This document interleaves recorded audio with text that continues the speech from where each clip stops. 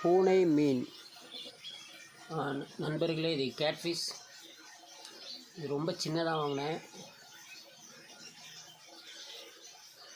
நம்ம ஆள்காட்டி வேறு பெருசுக்கு வாங்கிட்டு ஃபிஷ் டேங்கில் விட்டுருந்தேன். அது க்ளீன் பண்ணும்போது எல்லாத்துக்கும் கஷ்டமாக இருந்துச்சு. அதுக்கப்புறமா இதை சிண்டெக்ஸில் விட்டேன்.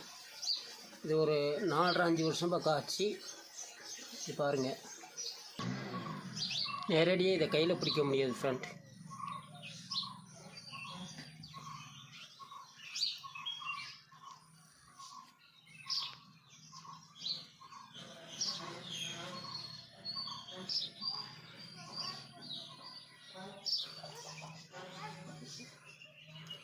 ஏன்னா ஃபிஷ் டேங்கில் விடும்போது உள்ளேருந்து எகிரி குதிச்சிடுது கீழே, கையிலையும் கிடைக்கிறது இல்லை.